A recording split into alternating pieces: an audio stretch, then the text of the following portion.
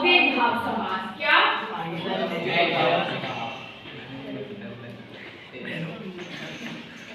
अव्ययभाव समास। अब इस शब्द को ध्यान से देख लो। मैंने आपसे कहा था कि जो शब्द भेद होता है, जो इसके भेद की परिभाषा छिपी होती है, अगर आपने इस शब्द को ध्यान से समझ लिया तो इसकी परिभाषा कभी मतलब सपने में भी आपको, नींद में भी कोई पूछ ले कि अव्ययभाव की परिभाषा क्या होती है, तो आप फटाफट बता देंगे, है ना? ओके, अव्ययभाव, भाव का मतलब है जो अव्यय वाला भाव हो जिसमें। और अव्यय क्या होता है? अव्यय, अव्यय, अ और व्यय। अ मतलब नहीं, हाँ सही है बोला आपने, अविकारी शब्द होता है, लेकिन मैं अव्यय शब्द का अर्थ बता दूंगी। अ का मतलब नहीं और व्यय का मतलब खर्च होना।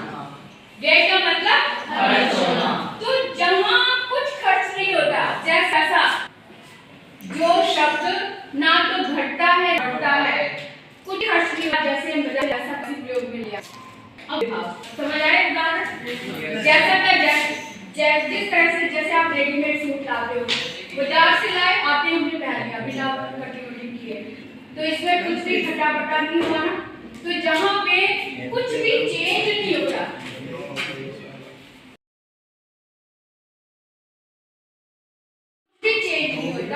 वो अव्ययभाव।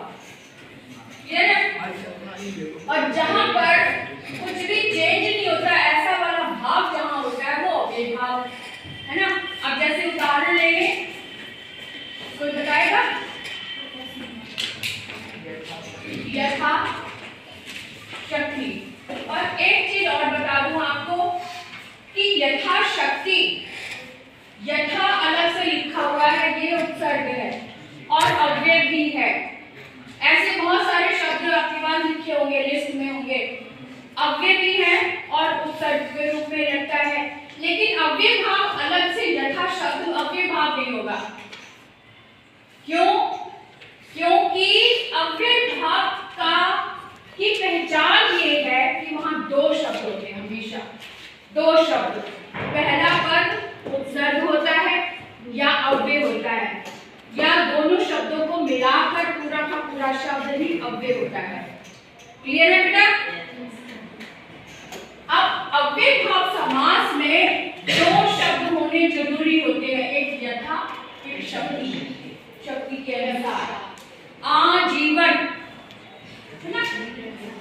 आजीवन, आ और जीवन, जीवन बने से लेकर आजाद से लेकर, तो जहां पर दो शब्दों का योग होगा और पहला पद उपसर्ग होगा, जो अव्यय उपसर्ग के रूप में लगे होते हैं वो अव्यय होते हैं।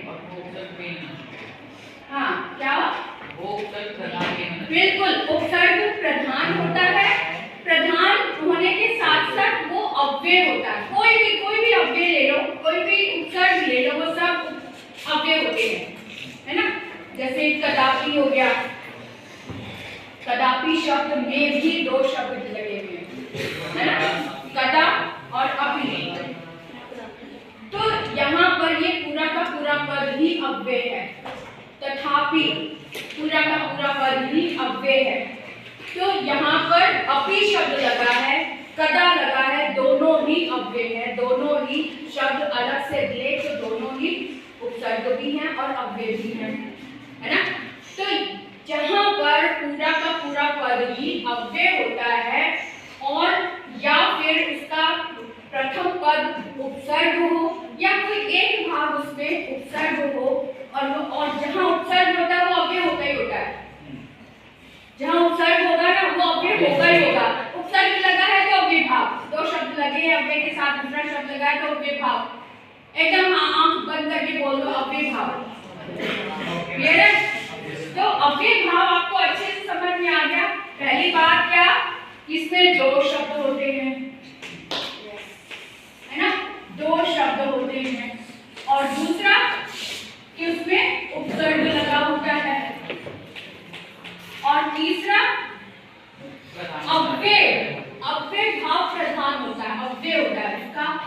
भाव हो गया, उसका जो रूप होता है वो अव्यय होता है, और जहाँ उपसर्ग होगा वो अव्यय होगा ही होगा, है ना।